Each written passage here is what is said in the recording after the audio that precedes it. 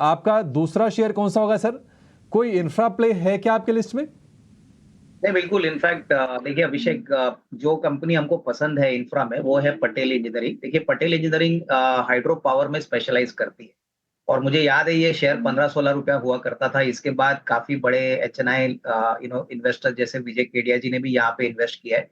But company के fundamentals बहुत बढ़िया है। एफवाई 24 के लिए 4,500 करोड़ पे करीबन 290 करोड़ का प्रॉफिट आया है और हमें लगता है कि इस साल कंपनी और भी अच्छी तरह से ग्रो करेगी क्योंकि ऑलरेडी 19,000 करोड़ की ऑर्डर बुक है।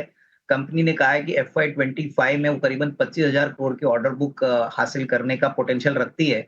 और सबसे बड़ी बात, ये स्पेस में बहुत कम लोग हैं, कम प्लेयर्स हैं, तो इसका फ़ायदा भी कंपनी को मिल रहा है। तो मेरे ख्याल से देखिए ये भी शॉर्ट टर्म कॉल नहीं रहेगा, थोड़ा-सा 6 मंथ्स, 6 टू 12 मंथ्स का अगर कोई नज़रिया लेता है, तो मुझे लगता है कि अगले साल कम से कम 350 करोड़ का प्रॉफिट आने की अपेक्षा रहेगी और ट्रैक्शन बहुत अच्छा है। इनफैक्ट मैं समझता हूँ कि बजट में भी शायद हाइड्रो पावर को लेके बड़े इंफ्रा प्रोजेक्ट्स गवर्नमेंट अनाउंस करे, कंसेशंस करे, तो इसका भी फ़ायदा मिले।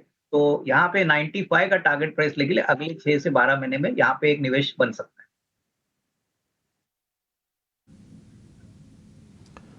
ठीक है, पटेल इंजीनियरिंग 60 रुपये का भाव है। हाल फिलहाल इनके एमडी एंड चेयरमैन की डेथ हुई थी रूपन पटेल की, उसके बाद हमने शेयर में उस दिन गिरावट देखी थी। लेकिन 5,000 करोड़ रुपए का मार्केट कैप है पटेल इंजीनियरिंग का और वैल्यूएशंस भी आकर्षक हैं। और जो कुछ ट्रिगर अविनाश सर बता रहे हैं निश्चित तौर पर वो हेल्प करेंगे शेयर को ऊपर जाने के लिए। 61 रुपये के आसपास का भाव है, 95 रुपये का लक्ष्य है, अवधि है 6 महीने की पटेल इंजीनियरिंग के लिए। तो ये हो गया अविनाश जी की तरफ से दूसरा स्टॉक। अब चलेंगे अब आस्था जी के पास। आस्था जी, आपका तीसरा शेयर कौन सा है? टेक्निकली वैसे दूसरा ही होगा क्योंकि एक तो शेयर अविनाश जी के लिस्ट में ऑलरेडी था। बताइए कौन सा शेयर है अगला जहां पर भरोसा करें और जिसका भाव 100 रुपए से कम या फिर 100 रुपए के आसपास हो और वहां पर ग्रोथ के पोटेंशियल बहुत अच्छे हों। देखिए जो स्टॉक मेरी तरफ से दिया जा रहा है वो 100 रुपए से कम वाला तो नहीं है, 100 से तो ऊपर ही है, बट भरोसा काफी है और कंपनी का नाम है निवेली लिग्नाइट। निवेली लिग्नाइट की आप बात करें तो बेसिकली ये जो कंपनी है मिनिस्ट्री ऑफ माइनिंग के अंतर्गत आती है और नवरत्ना कंपनी है और कंपनी देखा जाए तो माइनिंग तो करती है, साथ में पावर जनरेशन में भी है। पसंद आने के पीछे के कारण है सबसे पहले तो स्ट्रॉन्ग फाइनेंशियल परफॉर्मेंस जो कंपनी ने अपने एफवाई 24 के नतीजों में दर्शाई थी, साथ के साथ क्वार्टर 4 ऑफ एफवाई 24 में भी दर्शाई थी। दूसरी तरफ अब कंपनी यहाँ पे काफ़ी बड़े-बड़े इनके प्लान्स हैं, पावर जनरेशन में स्पेशली अब ये रिन्यूएबल एनर्जी की तरफ काफ़ी बड़े प्लान्स इनके कंपनी के हैं और मेरे हिसाब से 6 गीगावाट का इनका रिन्यूएबल एनर्जी का कैपेसिटी का भी प्लान है बाय 2030। तो लॉन्ग टर्म टारगेट्स इनके काफ़ी बड़े हैं पावर को लेके। केपेक्स की बात करें तो कंपनी यहाँ पे केपेक्स में भी बहुत शानदार मजबूती यहाँ पे दिखा रही है। लगभग 70,000 करोड़ के आसपास का केपेक्स भी प्लान किया जा रहा है कंपनी के द्वारा 2030 तक। तो ये एक ऐसा स्टॉक है जो मुझे लगता है कि वेल पोइज्ड है। आगे की जो भी फ्यूचर ग्रोथ अपॉर्चुनिटीज हैं, उनको कैटर करने के लिए खरीदारी करने की सलाह रहेगी। इनिशियल टारगेट 326-330 के रहेंगे और इसमें समय सीमा 1 से 2 महीने रखी जा सकती है। ठीक है, नेवेली लिग्नाइट एनएलसी इंडिया 100 रुपये से कम का भाव तो इसका नहीं है, लेकिन साल भर पहले ये 106 रुपये के आसपास ज़रूर था और उसने प्लस 200 कर लिए हैं अपने भाव में और अब ये हो गया है 307 रुपये का इसका भाव है। और हाल ही में इन्होंने एक इन्वेस्टमेंट प्लान किया है नए कोल माइन में 12,000 करोड़ रुपए का और उसके बाद हमने देखा कि शेयर ने नया रिकॉर्ड भी बनाया है। लेकिन यही नहीं थमेगा और चलेगा और ज़्यादा नहीं, लेकिन फिर भी 326 रुपये का टारगेट आपके लिए 2 महीने में ज़रूर बनेगा। एक डिसेंट परफॉर्मेंस आपको देखने को ज़रूर मिल जाएगी एनएलसी इंडिया के शेयर में, तो ये भी आप अपने लिस्ट में रख के चलिए शेयर। अविनाश सर, आप बताइए सर, नेक्स्ट स्टॉक आपका कौन सा है? आप तो बिल्कुल हमारी थीम को बिल्कुल सही से आपने पकड़ के रखा है 100 रुपये से कम वाले को। देखिए अभिषेक, अगला शेयर जो है वो एथेनॉल स्टोरी रिलेटेड है और एडिबल ऑयल बनाने वाली कंपनी है और कंपनी का नाम है बीसीएल इंडस्ट्रीज। देखिए ये कंपनी ज्यादातर अपने एडिबल ऑयल और राइस मिलिंग के लिए जाना जाती थी, लेकिन पिछले 2 साल में इन्होंने एथेनॉल में काफी बड़ा इन्वेस्टमेंट किया है। इनफैक्ट वेस्ट बंगाल में इन्होंने अभी एक नई डिस्टिलरी शुरू की है जिसका पूरा इम्पैक्ट आपको एफवाई 24-25 में देखने को मिलेगा। पिछले साल की बात करें तो करीबन 2,500 करोड़ पे करीबन 98 करोड़ का प्रॉफिट इन्होंने रिकॉर्ड किया, जो पिछले साल 68 करोड़ था। कंपनी ने अपने प्रेजेंटेशन में, अपने कमेंट्री में क्लियरली कहा है कि 14% का मार्जिन वो कंटिन्यूअसली मेंटेन करेंगे। और एथेनॉल की बात करें तो देखिए, क्रूड के प्राइसेस भले ही स्टेबल हो गए हैं, लेकिन गवर्नमेंट भी चाहती है कि कम से कम फॉरेन एक्सचेंज खर्चा हो, और इसलिए एथेनॉल का जो परसेंटेज है वो FY 25 या 26 तक 20% करने की बात गवर्नमेंट कर रहा है। तो बहुत सारी इन्वेस्टमेंट एथेनॉल में बन रही है। इनका एथेनॉल प्लांट का जो खासियत है, वो कोई भी फीड स्टॉक यूज करके ये बना सकते हैं। मल्टीग्रेन वाला यूनिट है इनका। तो मुझे लगता है कि अगले साल कम से कम 125 या 150 करोड़ का प्रॉफिट आने की अपेक्षा रहेगी। और यहाँ पे आपको करीबन ₹75 का एक रीजनेबल टारगेट प्राइस मिलेगा। और प्लस गवर्नमेंट एथेनॉल को लेके कहीं ना कहीं बजट में भी अनाउंसमेंट कर सकती है, ऐसा मुझे लगता है।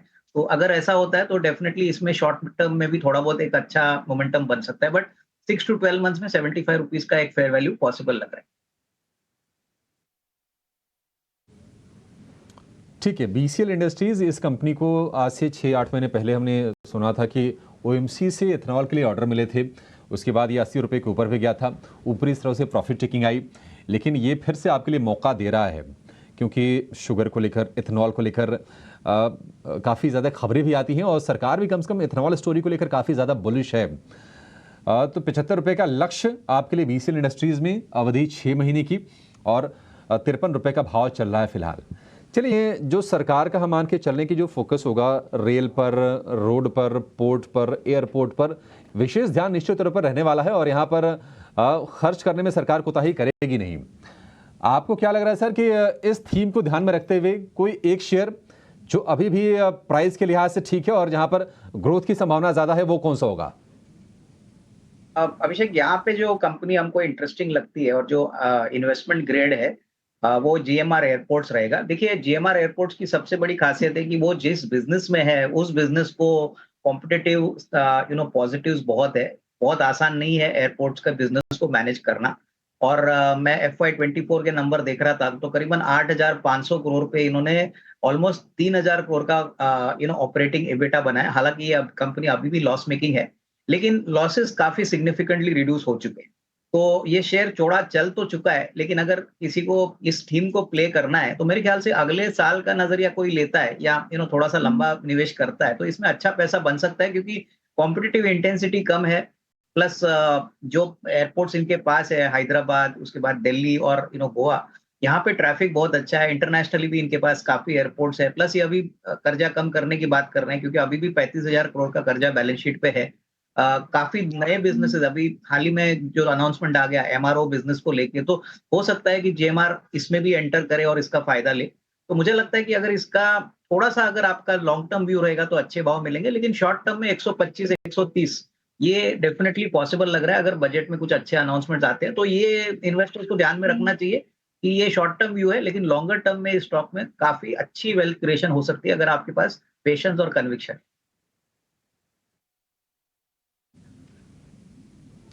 ठीक है, जीएमआर एयरपोर्ट साल भर में ये शेयर डबल से ज़्यादा हुआ है।